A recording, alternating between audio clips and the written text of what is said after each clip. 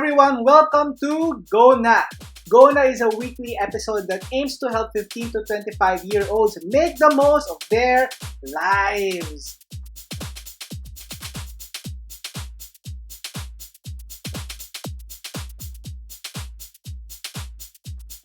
And we are actually in the last leg of our Healthy Well-Being series.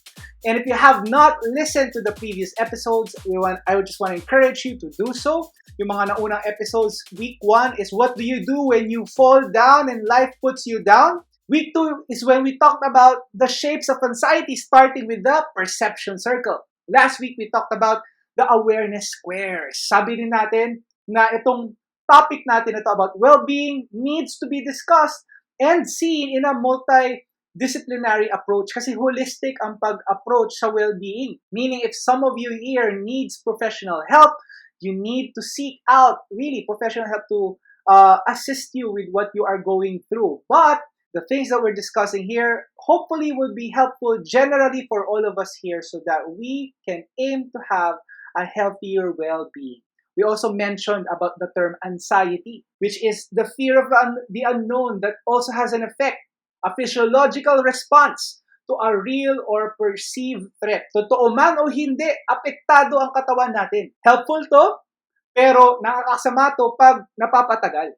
We also learned about the perception circle. We said that a healthy person is someone who has a big circle, but challenges, trials, or even internal or external issues make that circle grow small. The way to fight this is to expand this circle by having other people give perspective to our lives because our perceptions affects how we live our lives. But at the same time, a healthy perception of self, which leads us to the awareness squares. Gamit natin yung Johari's window, kung naalala nyo, that there are certain things that's open to every people, open book, pero hindi alam ng ibang tao, merong isang square na hindi alam ng ibang tao, secret yun, merong isang square na alam ng ibang tao, hindi mo alam, at merong isang square na si God lang nakakaalam. Toxic relationship instead of life-giving relationships. And that's what we're going to look at today, the interconnected triangles. Now, for starters, I just want to say that this, out of every other topics that we've discussed, this is the concept na hanggang ngayon, tinatry ko pang intindihin. It's something that's new. I am in no way an expert of this one. There are more people na mas magaling dito sa topic na to. But today, we are going to look at a particular concept, and that is the Bowen's family systems theory. Si Murray Bowen ay isang psychologist, okay, that really champions yung family psychology. And for sure, there are more capable people out there who is able to discuss this. But for the sake of simplicity, what this theory was saying is that relationships are more or less a triangle. Now, one of the things that is a helpful resource for me ay yung The Leader's Journey. Okay, that's where I heard this topic first. The Leader's Journey by Jim Harrington and Tricia Taylor. I will link down the book below sa description. And they also alluded to Bowen's family systems theory. Now, what I loved about this theory is that it's a holistic and it's at the same time interconnected. Basically, ang point niya, yung triangle daw is a 3-person relationship system. It is considered to be the building block or molecule of a larger emotional systems because the triangle is the smallest stable relationship system. Ang sinasabi lang niya, usually pag 2-person lang yan, unstable yan kasi either nababalance out nyo lang yung isa't isa or yung kaya nyong pakitunguhan yung isa't isa. But when you involve a third person in it, okay, nagkakaroon ng tension. A triangle can contain much without tension without involving another person because the tension can shift around the 3 triangles. Kaya nga interlocking or interconnected yung mga triangles na to. Example nito, yung mama mo, may problema sa tatay mo, siguro yung tatay mo naglasing o may ibang babae, ganyan. Pero minsan, sino na pagbubuntungan ng galit? Yung anak. Third person. The triangle. O di naman kaya, si papa mo nagtatrabaho ng napakabuti, pero may problema siya sa mama mo na puro criticism ang sinasabi, misa kanino na pagbubuntungan? sa pangatlong tao. Usually, yung mga anak. Minsan, ganun din sa friends mo. Meron kang kaibigan na may problema sa isa mo pang kaibigan, pero pag sinabi nitong kaibigan na to yung issue niya doon sa isang kaibigan sa'yo, biglang naapektuhan ka, bigla kang nasi-stress out, nagagalit ka, nasisiraan ka ng bait.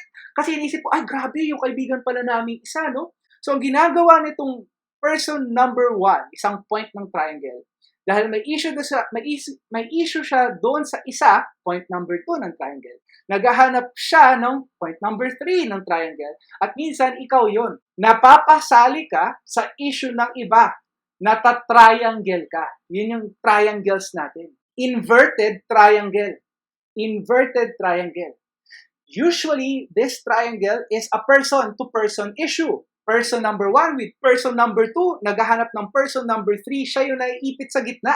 Ang nangyayari yung nasa gitna, siya yung nasi-stress or nato-toxic, nabibigatan. Pero minsan, hindi siya person-to-person issue. Minsan, person to issue, tapos yung triangle is a person or something else. What do I mean? Example, ikaw, a person, may issue ka, example, sa school. Siguro, mahirap yung project, bad trip yung prof mo, okay? Nakakainis.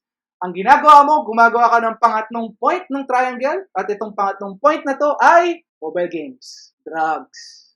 Depende kung anong coping mechanisms mo. Pero dahil hindi mo kayang i-deal yung problem na to, naghahanap ka ng pangatlo na pwede mong isali dun sa triangle na yon. Or minsan, ganun din. Diba? May issue kayong magkapatid. Anong gagawin nyo? Ay naku, magmo-mobile games na lang ako. Or naku, mag-social media na lang ako. Natatakbuhan yung problema. Nagkakaroon ng sisihan, nagkakaroon ng, sige, kalimutan mo na yan, hindi na pag-uusapan, nababaon yung problema. Ang problem nga, sabi natin dyan, pag may mga ganung issues or tensions or anxiety sa buhay natin, pag tumatagal, nakaka-apekto to physiologically sa katawan natin at lumiliit yung awareness or yung perception circle natin. Wow! Madami pa tong concepts na to, no? Kaya pala minsan, nadadamay ka sa problema ng iba. Na-experience mo ba na mayroong kaibigan na nagsabi ng problema niya sa'yo at ang epekto sa'yo nito, number 1, naiinis ka na rin doon sa kabilang kaibigan mo. Number 2, nabigatan ka. Talagang nadamay ka, nalungkot ka talaga.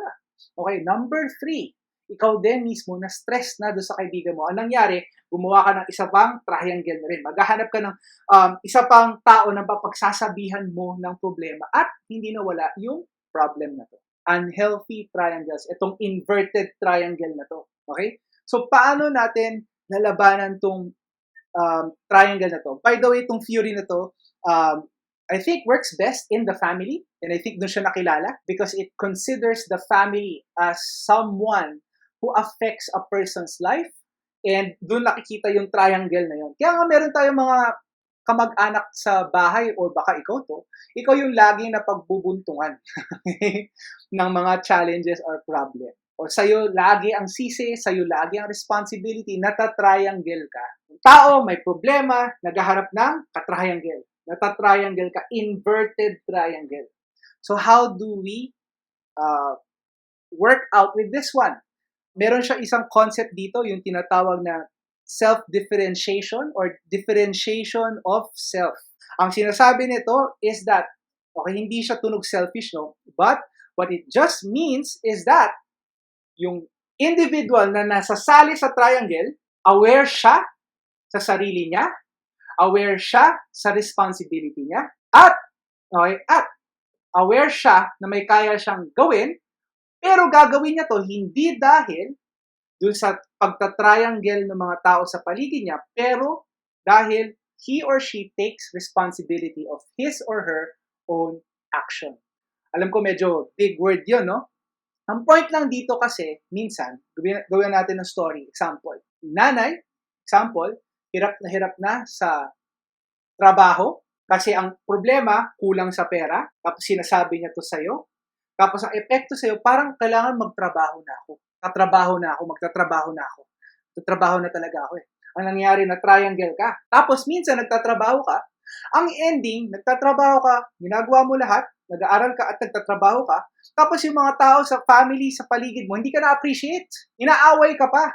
Parang ikaw, bakit mo ko hindi ko nga gusto to ko. Ako lang gusto ko mag-aral. Pero ginagawa ko to para sa inyo. Yan. Tapos yun na usually nangyayari. Kasi yung sinasabi ng isa, yung problem, nasali ka sa triangle, ngayon feeling mo wala kang choice, kailangan mo tong gawin. Tapos pa nagkaroon ng mas nagkaipitan, malalaman na hindi mo pala talaga gusto to. Ginawa mo isang bagay na hindi mo gusto. Ginawa mo to kasi kailangan na triangle ka, inverted triangle. Ngayon, differentiation of self means, kung may gagawin ka man na desisyon, gagawin mo to kasi you are willing to be accountable for it. Ibig sabihin, balik tayo sa example, minsan isang tao, malalaman niya, oo nga no, challenging nga, oo nga no, may kailangan nga akong gawin. Paano ako makakatulong? Pero kailangan ko ata mag-aral. So mag-aaral ako. Okay? So pwede kang humindi, pwede kang umuo, pero hihindi at oo ka. Hindi dahil sa influence na nasa paligid mo, pero dahil you want to take responsibility for it.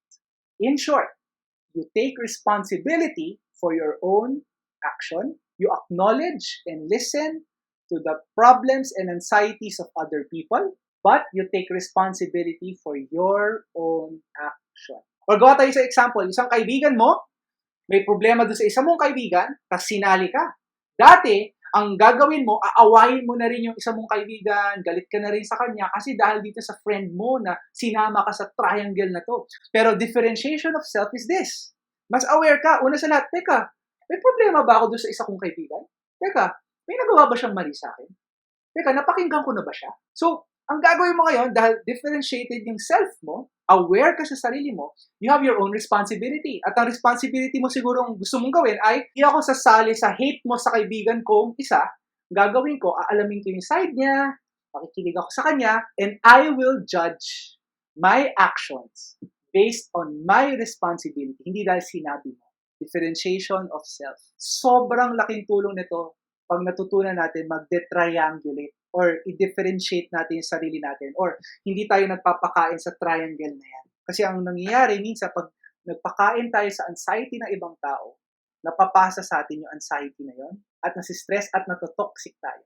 How do you de-triangulate yourself? So imagine niyo baliktad na triangle. Yung tao, yung isa pang tao na problema niya or issue, tapos ikaw, nata-triangulate ka. How do you de-triangulate yourself? How do you grow with your differentiation of self? Paano mo minsan matutulungan yung sarili mo to have a healthier perspective of yourself? Do this by creating two key triangles. Yung tamang triangle na, hindi na inverted. Okay? So ito yung problema, yung taong nagsabi sa'yo ng problema, ito yung isa pang taong problema niya o yung problema, tapos ikaw to. Paano mo ma-differentiate or ma-triangulate yung sarili mo? Matatanggal yung sarili mo doon sa triangle na yan? You triangle. You create your own triangle. Two key triangles that we need to build is this. Yung issue, o yung tao, ikaw to, at ito si God. You have now allowed God to be part of the process. You pray to God. You seek God. Sa kanya mo ibuhos yung stress at saka anxiety. Yung sinabi ng magulang mo, sinabi ng kapatid mong masakit, masama, kunin mo yon. Dati, nung hindi mo pa alam to, ang gagawin mo, kikimkimin mo yan, magiging bitter ka. Pero ngayon, you want to take responsibility of your action. Pag may sinabi sila sa'yo, ibubuhos mo ngayon to lahat kay God. At makikinig ka ngayon sa will ni Lord sa buhay mo. Aalamin mo yung purpose niya. Kung anong gusto niyang gawin sa buhay mo. You learn how to stop and pause and listen to God. Hindi ka magpapakain sa sistema, pero hayaan mo si Lord gabayan ka. Creating healthy triangle. Kung dati ganito yung triangle, ngayon ang sasabihin mo, wait lang Lord, nasistress ako sa problemang to, magsasali ako ng isa pang triangle. Ikaw, Lord, ito yung sinabi ng magulang ko, masakit, ano bang gusto mong gawin ko?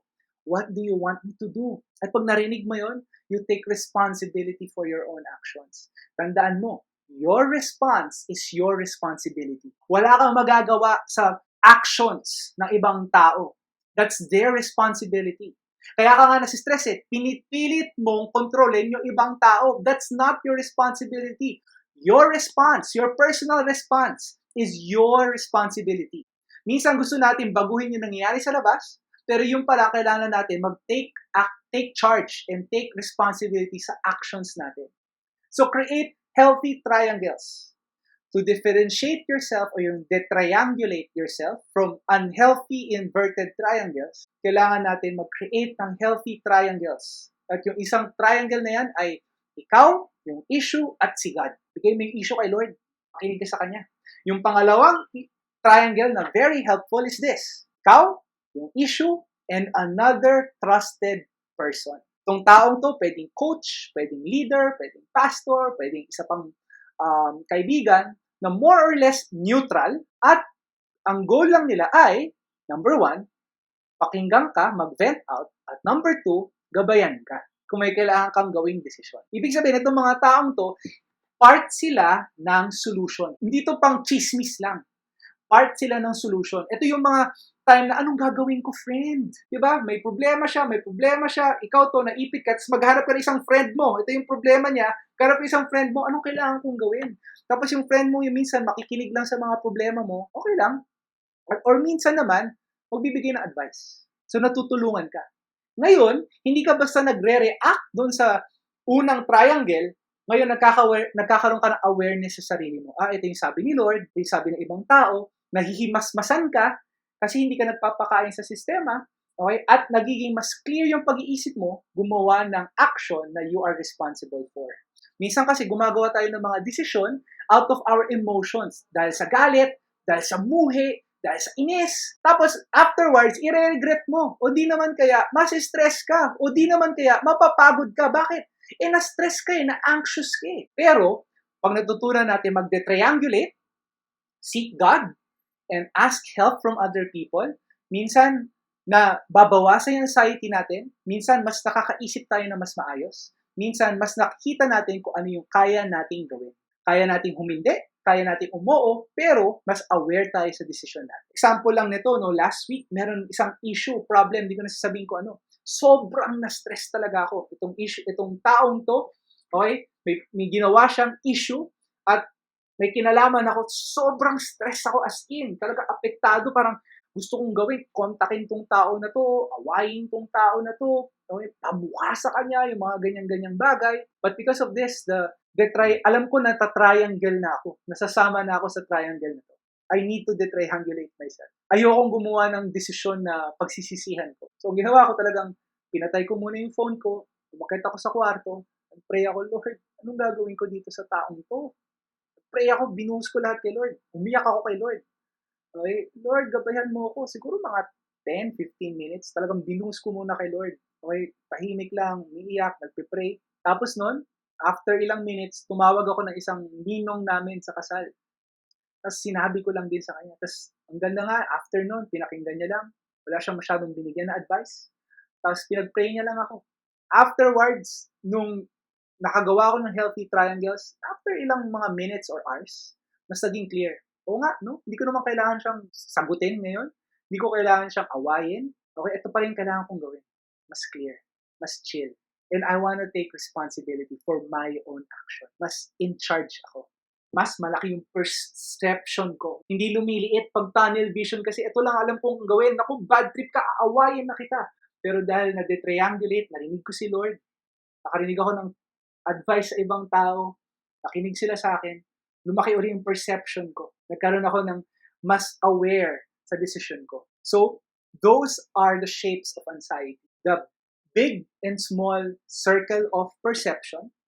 A healthier you means you have a big circle or you have a big perception circle. And anxiety or stress or an unhealthy you creates a small perception circle. It also means that you have healthy awareness squares. Constantly aware ka sa sarili mo, sa sinasabi ng ibang tao, at aware din yung ibang tao about certain aspects of yourselves. And you are also aware of God's purpose and will sa buhay mo. And when it comes to an environment that's toxic, who brings you into an unhealthy, inverted triangle, you're willing to pause, stop, and then create healthy triangles. Triangles that involve God and other helpful people. Siguro, isang bagay na makakatulong sa atin when it comes to anxiety and stress is that when we learn to pause, higil, and we learn to take deep breathing exercises. Paghinga. Nung nursing student ako, ito yung isa sa mga bagay na tinuturo sa amin. Deep breathing exercises or DBE. Gagawin mo, mag-inhale ka. Okay, inhale, pumapasok yung hangin sa katawan mo. And then sa pag-exhale mo, dahan-dahan mo siyang exhale, yung labi mo, para siyang sa straw. Diba pag humihigop ka sa straw, nakaganon, yung exhale mo nakaganon. Dahan-dahan control. The effect of this is that it slows down your heart rate, it relaxes your brain and body, and hopefully, immediately, it will provide a certain sense of clarity. Nasa ko-control mo yung paghinga mo, mas nagiging aware ka. Do it a couple of times. Now, let's integrate God's faithfulness sa buhay natin. Alam niyo ba, si Holy Spirit is also referred to as the wind, ruach, yung kanyang Hebrew word. Ibig sabihin ng ruach, it's wind. Okay? So imagine that, when we breathe in, isipin mo lahat ng problems mo, issues mo, but at the same time, as you inhale, okay, think about the promises of God, and then you exhale. You exhale, you think about the problems, and then you think about the promises of God, and then you exhale. As you exhale, think about God's promises to you. Imagine mo, unti-unti, pinupuno ni Lord yung problems mo ng presence niya at promise niya. Yun, gawin natin yun. Diba? Inhale. Exhale.